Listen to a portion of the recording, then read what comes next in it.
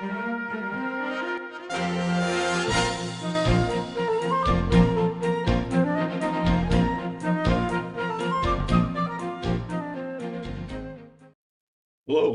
I'm Len Nassman. Welcome to the Fundamentals of Gimp 3. Now, this is not going to be one of those quick overviews of all the functions and features. Instead, this series of lessons uses a step-by-step, learn-by-doing approach to the software. After all, most people learn by doing, not just by watching. Just so you know, I'm going to be running Gimp in these videos on my Comp 31. Comp 31 is my latest in a long line of computers that I've owned since my very first Bally home library computer back in 1977. So you can see I've been playing around with computers for quite a while. Also, the examples used in these lessons are found in the sample images for Gimp fundamentals that I've created. And this is a PDF file, and you can download this PDF file for free from my Learn at Lenshom website. Just to give you an idea of the images we're going to be using in these lessons, you can see we have a number of images in the PDF collection. Some of these will be restoring from old scanned documents. Some of these will be enhancing. Some of these lend themselves to demonstrations of how we can take old faded scanned images and make them new again. We also have some images we can use to show how we can create multi-layer images. Of course, you could use your own images as you follow along in these video lessons, but it will make a lot more sense if you download the free copy of the sample images for Gimp Fundamentals. And just as a side note, if you download this PDF file from an image browser and the image browser opens the file directly in the browser, you may not be able to do the quick copy and paste trick that we're using. I recommend that if you don't have it yet, you install the Acrobat Reader program, which is free.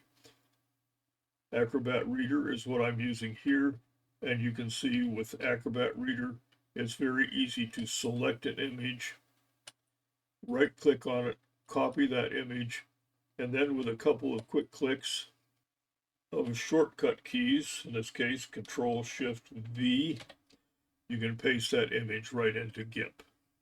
So I really recommend that you download a copy of the Sample Images book. It will help you make more sense of these lessons.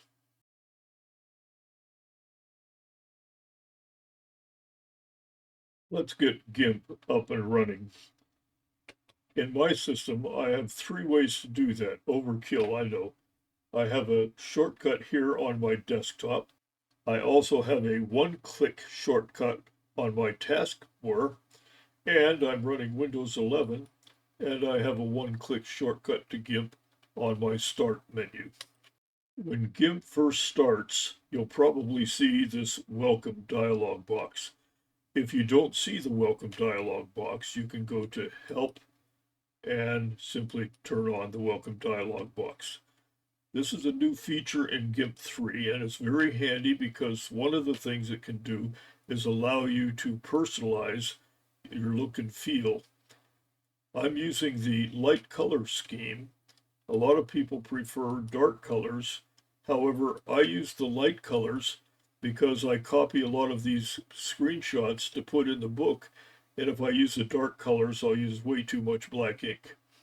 I'm also using the legacy icon theme as opposed to the default icon theme. I prefer to use the color style tools here. By the time you're running Gimp, it may be sometime after I made this video, there may be other icon themes available. There's also an option to override the icon styles set by the medium. And this is the default settings. You could override this and use medium, large, or huge icons in your tools. I'm going to use the large, makes it a little easier for you to see them on the video. I've also adjusted the font scaling. to 123. You can adjust the font scaling to anything that's comfortable for your eyeballs. If I go through the other tabs on the Welcome dialog box, I have this Contribute tab, and there you have an option to donate to Gimp. After all, it's a free program, and if we want to keep it going, they need some donations. There's also the release notes, and that tells you which version of Gimp you're using. And now this Create tab shows you recent images that you've had open in Gimp. There's an option here that has you show this dialog box every time you start Gimp. You can have that on or off. In this case, I'm going to close this and just has the default Gimp open up. Now, before I can do much, I need to have an image to work on. So I'm going to go here to say File, New, and that gives me the Create a New Image dialog box. Now, one of the things you'll see here is you'll see that are a large variety of templates that you can use for your initial Gimp image. I usually prefer to use 192080 for the work that I'm doing. There are advanced options available if you want to adjust the resolution and other parameters of your image. I'm just going to accept the default 1920 by 1080, and then I'll say OK to open this new image. And that opens it. I'm going to press the minus key to zoom out and press the plus key to zoom in. Those two keys allow me to zoom in and out of the canvas.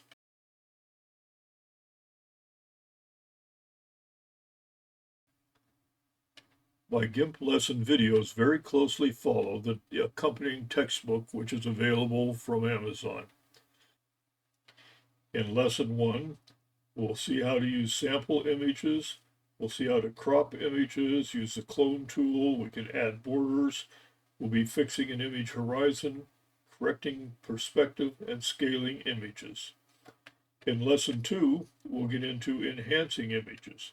We can adjust brightness and control, saturation, noise reduction, resize using the scissors tool, and we can do some photo enhancements.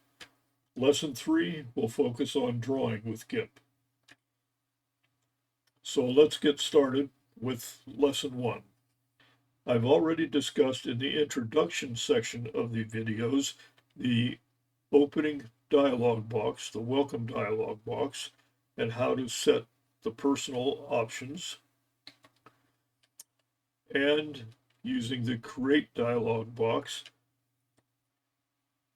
The very top line in most Windows programs gives you the name of the application. Below that, we have the menu bar. And each one of these items on the menu bar, if you select it, will pop down and give you lots of options. Next, below the menu bar, we have the Tools panel. And depending on what tool has been selected, there will be tool options below that. Over on the right side, we have several panel options. The first option is the Brushes panel. And as we go along, you'll see that we have other panels here that we can use. Okay, here we have the tool panel, the brush panel. The paintbrush tool has been selected. Notice if you hover on any one of the tools, it'll pop up a little tooltip that tells you what that tool does. The paintbrush tool is selected, and this gives us a lot of options for choosing different paintbrushes. If I click there, it'll open up the brush options. Also, you'll notice over to the right, if the brush tool is selected there, all the brushes are available very quickly right there. There's this area here that shows us the foreground and the background colors, and a little tool here that will switch the foreground and background colors, and a little tool here that will set the foreground to black, background color to white, the default settings. So if you lose track of the colors you want, foreground and background, you can always go back to the default black and white. The brush tool has been selected, and there are all kinds of options for the brush tool. Now we're going to discuss a lot of these in lesson 3 when we do drawing with Gimp. Let's open up a sample image and start editing images with Gimp. Now I've opened up Acrobat Reader to the sample image collection, and I'm going to page up here until I see this fall grass figure. And the trick is to left click to select that image in the PDF reader. Then I'll right click and say copy the image. Then I'm going to go back to Gimp, and in Gimp I'm going to use the shortcut Control Shift V, and that will paste the new image. You could also go to the menu bar and scroll down here till you get to paste, and then say paste as a new image. But you see the shortcut is Shift Control V, and that's a lot quicker than dragging through the menu options. Now we have this new image in place, and if you look up here, way up here, you'll see that this image is untitled. Every time you open a new image, it will be untitled, and you would like to take control of the name of your images and where they're located. So to do that, we're going to select File, Save As, and that opens up a dialog box. By default, it opens up the Documents folder. In my case, I don't want to put this in the Documents folder. And I've actually gone in File Explorer, and I've created a special folder for these files. I have a major folder called Books, in which there's a folder called Books 25, in which there's a folder for Gimp 3 Fundamentals, and in that folder, I've created a Gimp 3 Practice 1 folder. Now that I've selected the folder, now I have to give a name to this, and so I'm going to type in Fallgrass-1 as the name of the file. It's going to give the file extension XCF. That's a special proprietary file format that Gimp uses. And so now I can say save.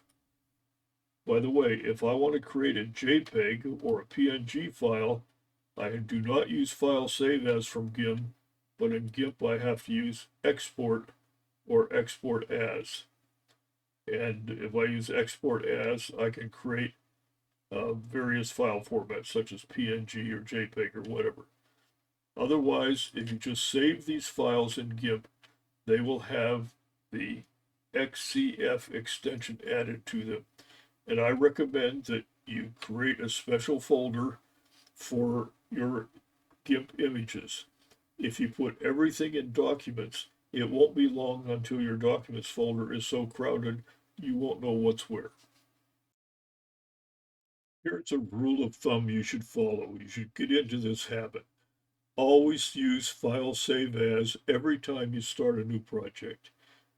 If you don't, you'll either end up with a bunch of untitled projects, or you won't know where your files are and you won't be able to retrieve. You actually end up with a lot of blue bruises on your forehead because you don't know where your files are. So every time you start a new project, before you do anything else, use File Save As and take control of your files. Next, we're going to experiment with a cropping tool. But we would like to compare our experiments with this original. So to preserve the original, either I should copy and paste this original a number of times, or I can go to Image, Duplicate, and Image, Duplicate. Now you notice that I have 1, 2, 3 images open. They're all the same. Let me do it a couple more times. Now I can work on cropping this image, and I can go back and compare it to the original. So let me select this second image and select the crop tool and take a look at the choices here. I can say expand from center, I can have a fixed aspect ratio if I want to preserve the size and shape as they're same as the original. And then I can click and drag since I'm expanding from the center. You just go to the center and click and drag a cropping area. And notice once I have that cropping area, I have these corners. I can click on a corner and I can expand it. Or I could click on the side here and expand it. But notice how whatever I do here, it's preserving that aspect ratio. And the reason is, and I can click in the middle here and I can move it around. The reason it's preserving the aspect ratio is because that option has been set over here. Once I have a crop that I like, then I can either press the enter key or double click in the center. Let me press enter. That finishes that crop. So now I can go back. Here was the original. Here was the first copy that I cropped. You see the difference? Yeah, I got a lot of that peripheral stuff out. Let's go and try another. This time I'm not going to expand it from the center. Oh, I'm sorry. I'm going to turn off expand from the center, and I'm going to turn off the fixed aspect ratio. But I'm going to go down here where it gives me these different choices. I can have no guidelines, and I can just crop here any willy-nilly any place. Escape to get out of that. Or I can use center lines. Now when I crop, you see I have horizontal and vertical lines. I can decide I can use that as a crosshair to put the center wherever I want it. Escape. Or another choice is the rule of thirds. There's also a rule of fifths, golden sections, and diagonal lines. Artists for many years have been using different composition tricks, and one of the composition tricks is a rule of thirds. So let's see what happens when we crop with a rule of thirds. Now the rule of thirds says, well, it's not a law, it's a rule, says that you should keep horizons on one of these thirds lines. So I should either have the horizon there, or I should have the horizon there, using the rule of thirds. The other thing is I should put vanishing points at the intersection points in this rule of thirds. It will make a more pleasing picture if I arrange that so that my horizon is 1/3 of the way and I have a vanishing point there. Let's save that one now. Push enter. And so now you see this is our original and this is our cropped using the rule of thirds.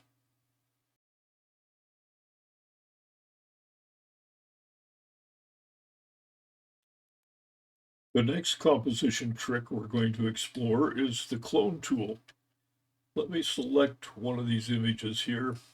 Here's my rule of thirds image. I'm going to put the cursor over here and I'm going to press the plus key a couple times to zoom in. Notice that there's this ugly, I don't know, it's a post from the phone company or something. I would rather not have that in my picture. So what I'm going to do is I'm going to select the clone tool. And the way the clone tool works is I have to capture an area and then use that as more or less a brush. And notice also there's an option here for brush. If I choose that, I can select from any of these standard brushes. I'm going to choose, let's try this brush. That brush has some smooth areas around it. Now you see where the size of that brush, let me change that, make it a little smaller. I can do it with a minus key here, with a minus button there, make it a little smaller. What I'd like to do is make it small enough to fit in here. So let me keep doing that. Okay, I'm going to zoom in some more, plus. Whoops, let me zoom in here. And I chose the move tool so I could use that plus and minus zooming. Now I'll go back to the clone tool.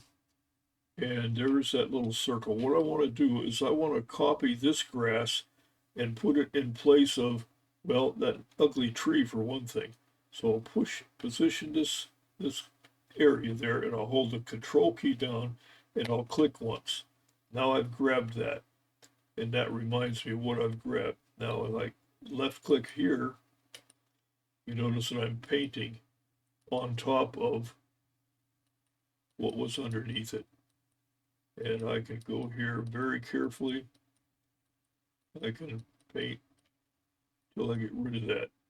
Well, I've got part of that that's over the pavement, so I need to grab some pavement, but I think that brush is a little big for that. Yeah, there we go. Let me control click.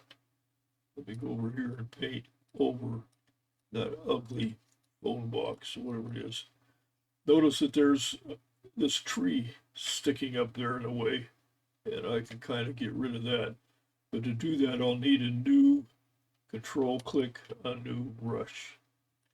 And if I'm careful here, control click, paint, paint, control click, paint, paint, paint, control click, paint, paint, control click, paint, control click, paint.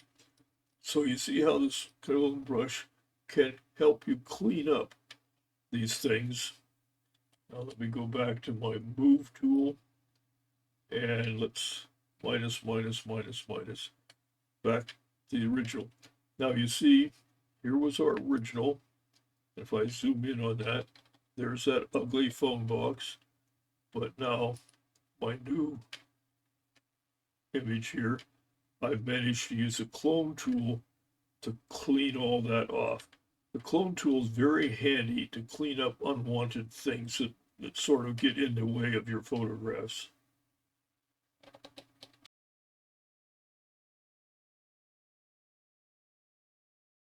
Next, we'll take a look at adding borders to these images. And by the way, you'll notice if you look closely up here, the original image that we renamed Fall Grass 1 XCF, I've gone ahead and I've used Save As to name each one of these different images. You have to realize that these are completely different images and they need a different file if you want to get them back again. I'm going to choose this first cropped image and I'm going to add a border. And the way that's done is it's a filter. I'm going to go to Filters, going to go down to Decor, and then I'm going to say Add a Border. And now we get this Add Border dialog box. And here we can choose the X and Y size of the border. We can use the plus or minus to change the size, or we can actually just type a border in and then press the tab key. I'm going to make 36 for both X and Y. Then we get to choose a border color. And that brings up the border color dialog box.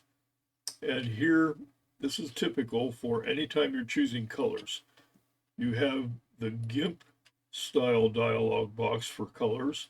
You have a CMYK style, and you have this, what is it called? A watercolor style where everything's blended. And you also have the wheel, the color wheel option for choosing colors. So I'm going to stick with the Gimp method of choosing colors. And right now, this line, you can't see it very well. That line is on the top. It's up there in red. If I click here, I can move that selection point anywhere in this column of colors.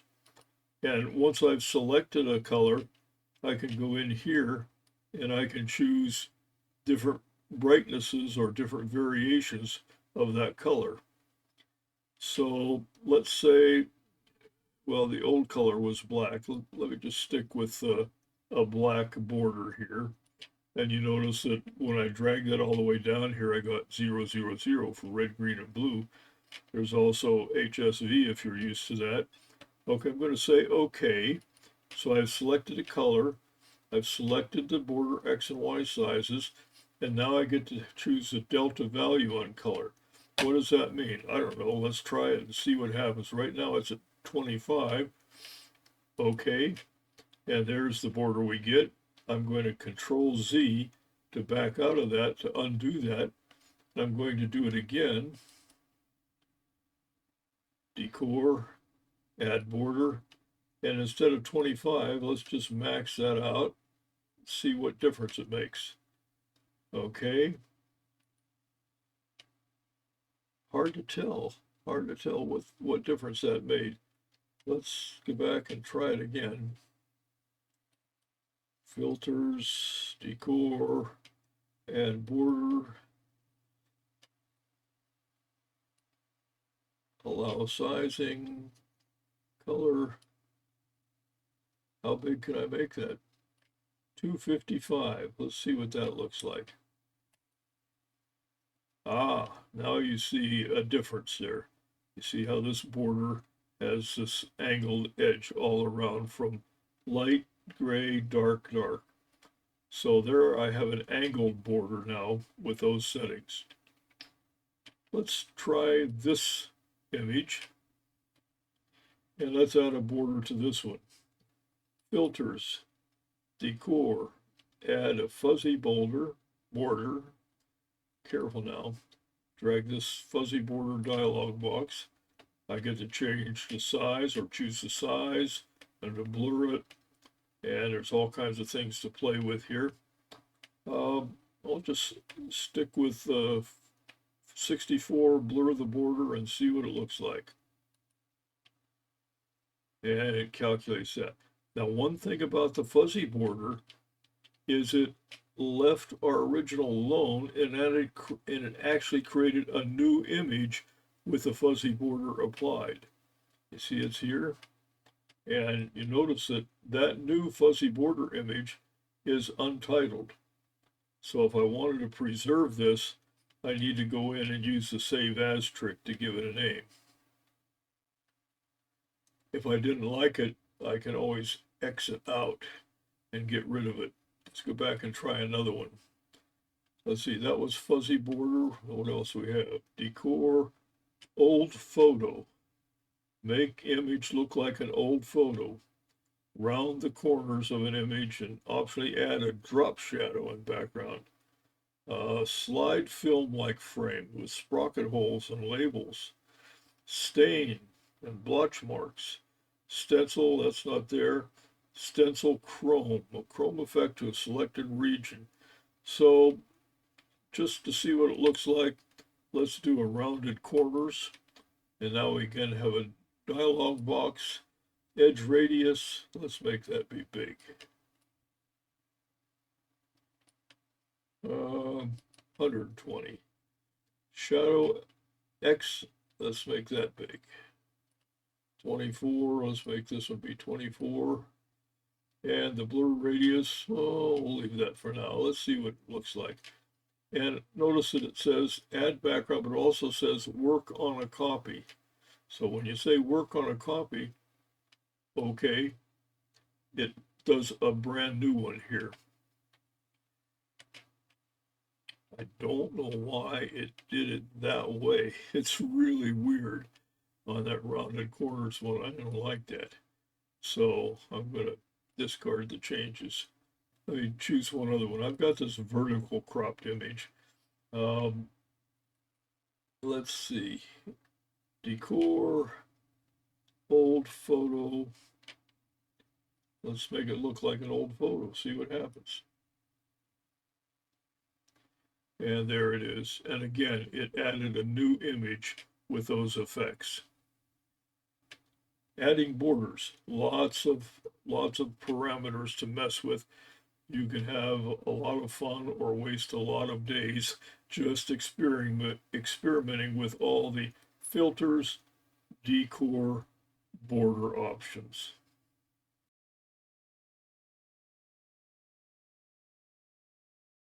A number of years ago, my wife and I were visiting a place called Johnsholm, which is about an hour bus drive out of Amsterdam, and I took this picture of the windmills there.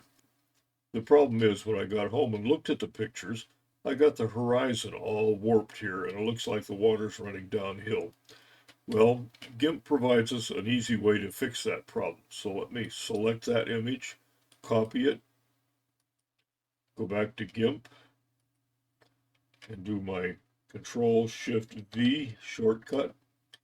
And just so I have a before and after comparison, I'm going to go here to Image, Duplicate. And then I'm going to work on the copy of the image. In Gimp, there's an easy way to fix this problem, but it's not obvious how to find that fix. Well, the secret is that we go to Measures, and in the Measures tool, we're going to set Crop with Aspect. And now what we want to do is we want to click and drag a line that represents the actual horizon. And once we have that line in place, we'll just say straighten. And just like that, we fix the problem. I don't much like the colors here, but I'm going to go to Auto, Equalize, and fix the colors. So in just a couple of quick steps, we've gone from this picture that has a problem with the horizon, and we've used the straighten tool to fix it.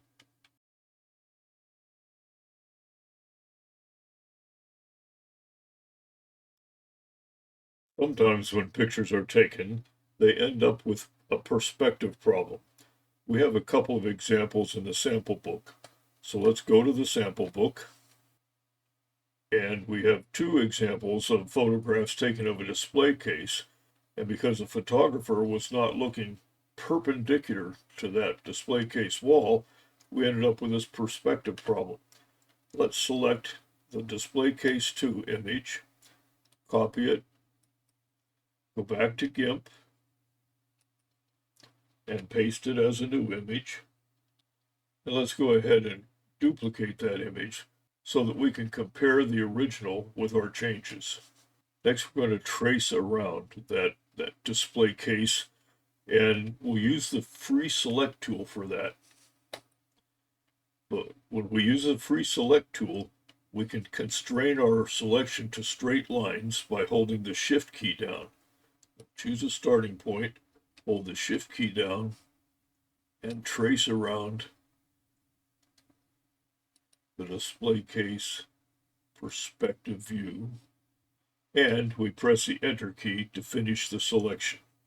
Now we can isolate this selection as a brand new image with simply copy, Control C, and then paste, Control Shift V to paste it as a new image. Zoom in here a little bit, and then we'll choose the perspective tool. Notice that we have this dialog box. We also have these corners. We can drag these corners around until our perspective is corrected. I'm going to have to zoom out a little bit to uncover this corner. Once I've adjusted this image, I can simply select transform, and there I have the new image with no perspective.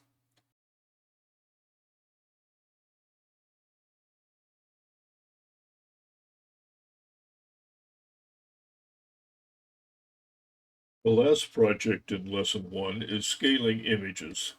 And we need an image to practice with. So again, we'll go to the practice book. And I'm just going to use the Fall Street image. Right click, copy, back to Gimp, paste that. And once again, I'll duplicate the image and work on the duplicate. So now I'm going to select the scaling tool. There are a number of parameters that I want to check here. I'm going to be sure to keep the aspect ratio the same.